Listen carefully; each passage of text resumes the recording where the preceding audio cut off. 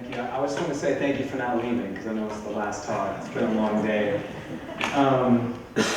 So yes, from chaos, brilliant dreams are born. It's going to make more sense as we go. Today I've come here to talk about my life's work, my service. And I feel like the best way for me to do that is to tell it through the narrative of my life. The best place to start is with my parents. Before they even got the chance to go on their honeymoon, the civil war in our country in Lebanon started. It lasted for 15 years, and it was a bloody war that left a legacy of loss. My family was no exception to that. My uncle, my cousin, and my aunt were all murdered in the war. And it was really tough. My parents had to leave, and they bounced around the Middle East. And so of all places, we ended up in Connecticut, where I was born. This is me as a baby. When I was still in preschool, the war in our country had ended. And so we headed back to Lebanon. Still to this day, when I go through customs in my country, I always get a second glance at my place of birth on my Lebanese passport. I had a really great childhood in Lebanon. Can't complain. I was really happy. Had a lot of friends, a good family. This is my house right here in Beirut. I lived in an Armenian neighborhood in Lebanon. This was really great. We had the only golden retriever in the whole country. So things were good, you know. And I never realized at the time that I just come to a country that just ended a 15-year civil war. I used to always walk around and see buildings with bullet holes in them, and I never really knew why they were there. But still, as a kid, it left this curiosity in me about what had happened here. And there was essentially a whole generation of kids that missed out on playing. But it didn't really stop me and my brother. It never slowed us down. We were always in the streets playing, always exploring. We were known as the American kids in the neighborhood. It wasn't really the best surface though for playing soccer. Before we knew it again, my family had decided to leave our country. This time it wasn't because of war, but it was because of finances. I had 3 siblings that were entering college, and the only way for us to afford to send them to school was to come to the United States. So before I knew it, San Diego was my new home. That's me right there in the front. And due to the time difference between Lebanon and San Diego, for my first couple weeks living here, I woke up every day like 3 o'clock in the morning. And just like we did when we were back home, my brother and I would go out and we'd walk around and we'd explore. And on one of those early morning walks, we discovered our community park. Really, we didn't have those back home. We used to play in the streets. So I spent every second of my time there. It was really great. But my transition to the United States wasn't that easy. I was different. I spoke a different language. And my family didn't have the economic means to put me in the latest fashions. So I got bullied a lot. And it really didn't help that I looked like a little girl. I think I was into the Nirvana thing, and my brother was. I don't know what was happening. But you know what? Despite everything that I was going through, I discovered that, you know what, I'm a pretty good athlete. And that gave me stability in my life. It gave me meaning, it gave me strength. I built so much self-esteem through that. Eventually, all that hard work led to a football scholarship. That's me in the black, catching the football. And things were going really well. Here I am in Kansas on a football scholarship. Entering my junior year now, the war in our country was just beginning to fade, and we're really rebuilding after 15 years of war. When our neighbors had attacked us in 2006, and literally in one summer, our country was reverted back to 15 years ago. And it was really tough for me. Here I was playing sports, while my family and my cousin and my friends were under attack, and it was hard for me to bear. I felt guilty that I was playing football in Kansas. It seemed really trivial. So after the season, I went to my coach and I told him, look, I really have to go back to my country. I really feel like I have to be there. Naturally, from his background and his understanding, he told me my first priority is the football team and that I absolutely cannot go. He told me to take a 5th year. So I left his office without a room and went home for winter break. And 2 days before coming back and reporting to campus, he called me just to make sure I wasn't going rogue. And I told him I'd be back, and that same day I booked my ticket to Beirut. I thought it was worth risking my scholarship because I just had to be there. When I got to Lebanon, I saw that life is going on as normal. And that after war, there's so much to rebuild. More than just buildings, but lives. And there's really no time to waste. I think that day I really was inspired to want to help people that were going through war. So I graduated and I came back to San Diego, back to my adopted hometown.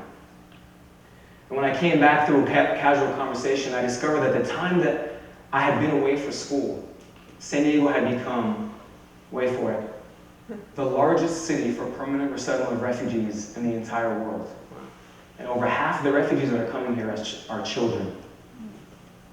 It was all compounded by the fact that these people were coming from the same part of the world that I was coming from. 69% were coming from Iraq, which has been the biggest refugee crisis since 1948 in the Middle East. So I felt like I was uniquely positioned to help people, especially for me coming from that part of the world and being a San Diegan.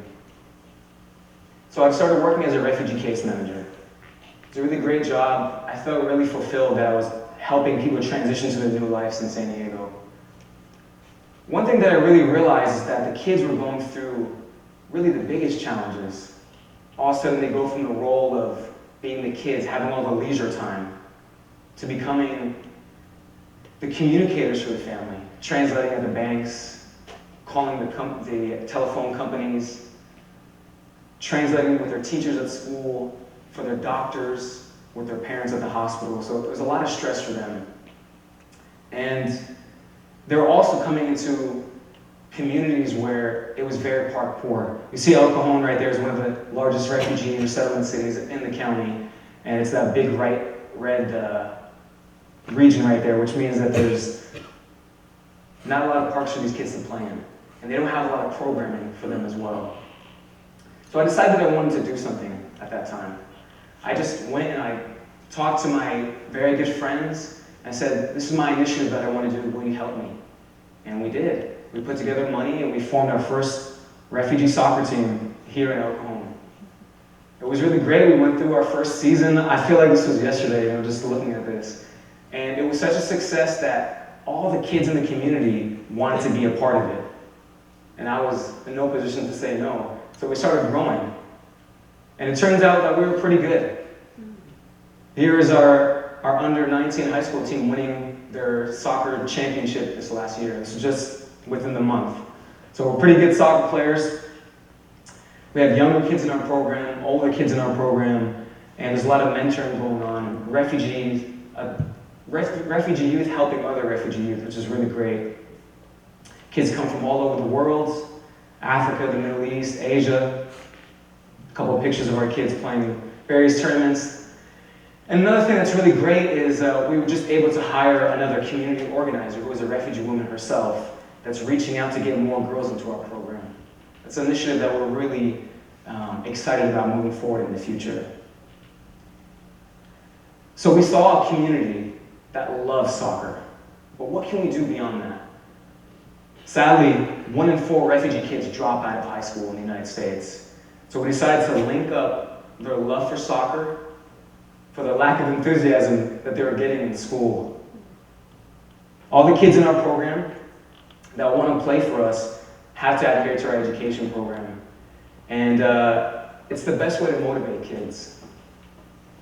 I think the best part of my job is really getting to meet individual people that have amazing stories. And one of those people is Sadiq Safdari. He's one of the young men in our program. It's not the best picture of him in the world, but it's the only one I got. And I discovered that his family had to leave Afghanistan. They left as refugees and saw a refuge in Iran.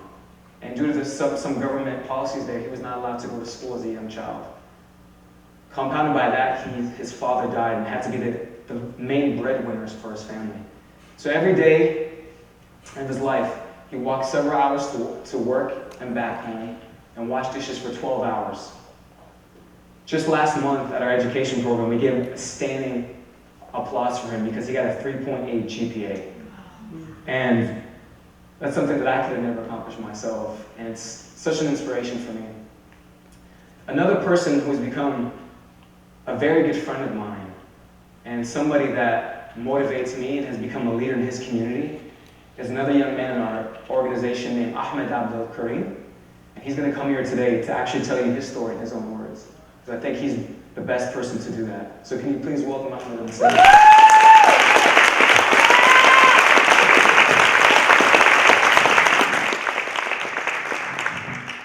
Hello, my story begins in Iraq when I was 11 years old, and that's when the war began.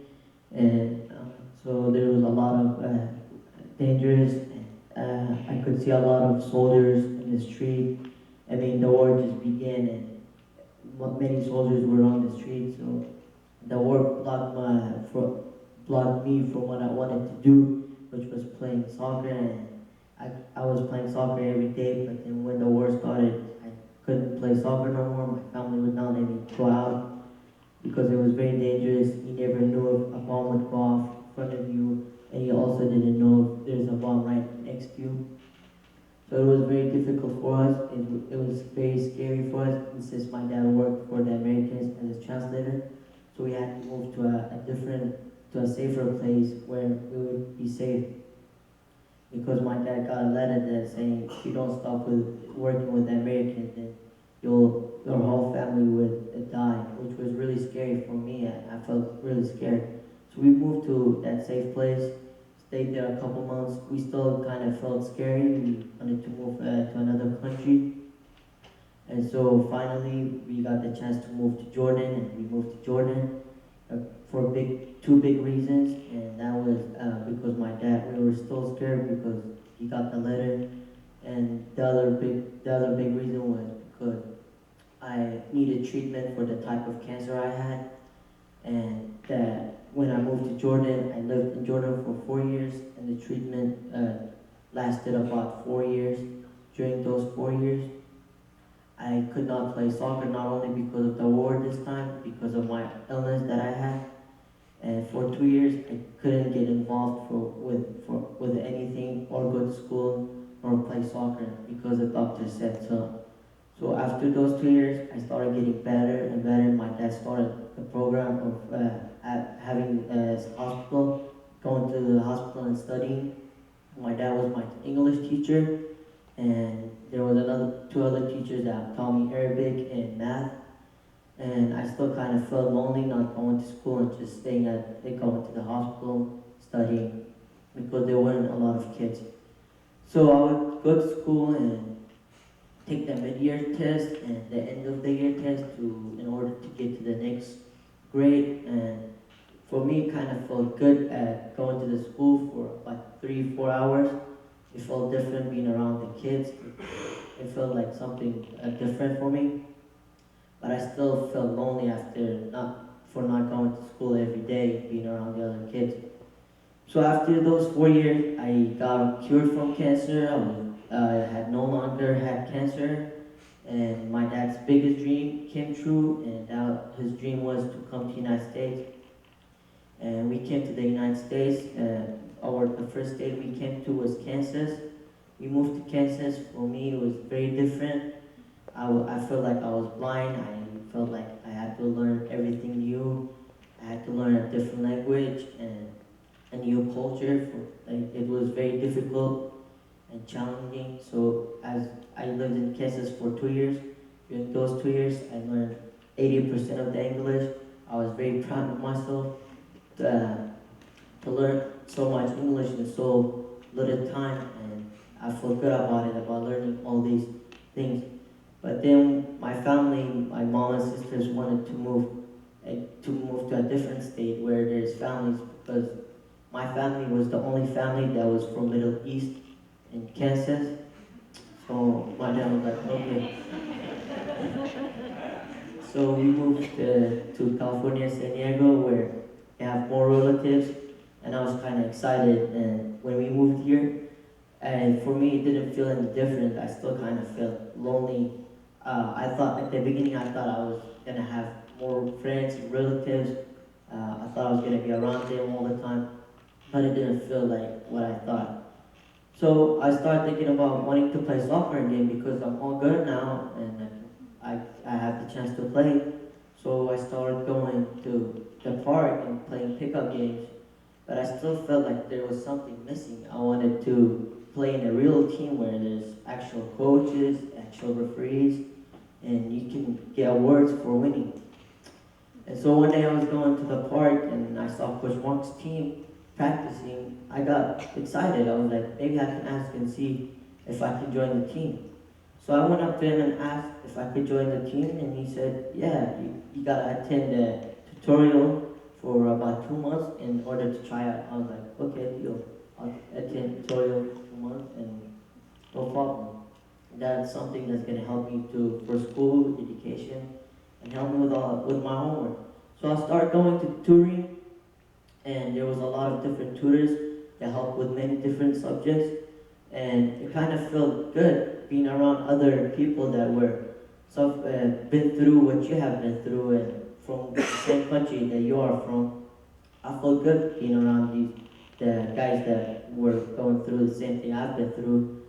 And most of them were very new to the United States and they did not speak English. That's why the tutors were there to help them with English and the math. And it was very helpful. I didn't bother asking Coach Mark if I could start practicing or getting on the team. I just let those 2 months pass away, and then those 2 months were done, and he asked me if I was ready to try it. I was like, heck yeah, I'm ready to try it. So I tried out, and I made the team, and this year is my second year playing for YALLA, and we won champion, and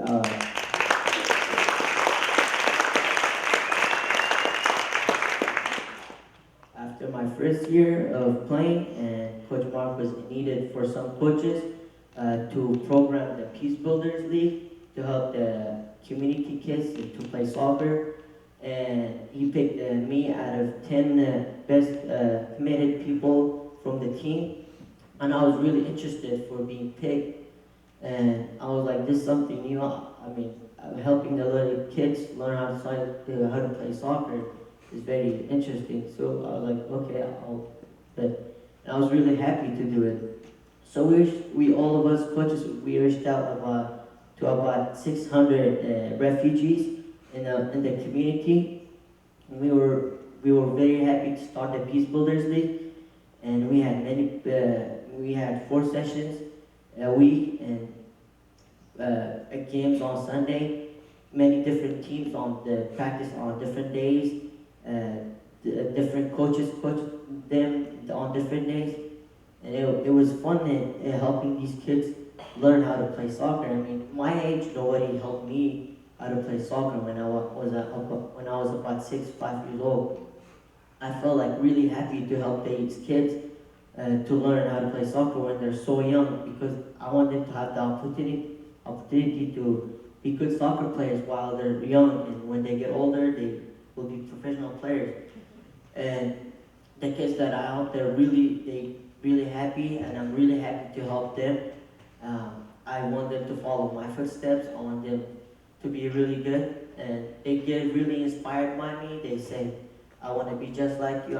I'm really happy that they feel they want to be, they get inspired by me. I mean, that makes me feel like I'm doing really good at coaching. And so, yeah, so I guess I'm here to share with you, tell you that I have, and I give what I have and share what I have. And I'm pretty sure that every one of you have, and you can give what you have. Thank you. I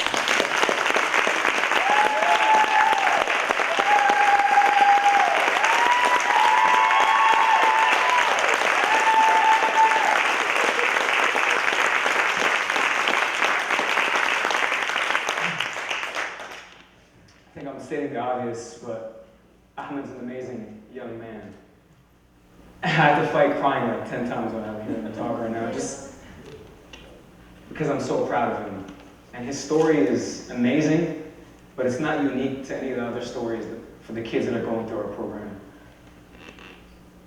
Even for what he's done for tutoring kids, and he hasn't mentioned half of the things he's done. He actually got the honor to throw the first pitch at one of the Padre games, which was really exciting. I was there, all nervous for him. You know, in Iraq they don't have baseball, but he went up and threw such a great pitch, man. And I was so proud of him. And right now, when the younger kids in our program go out and they see Ahmed play, they call him Coach Ahmed. When they see other kids play, they call him Coach.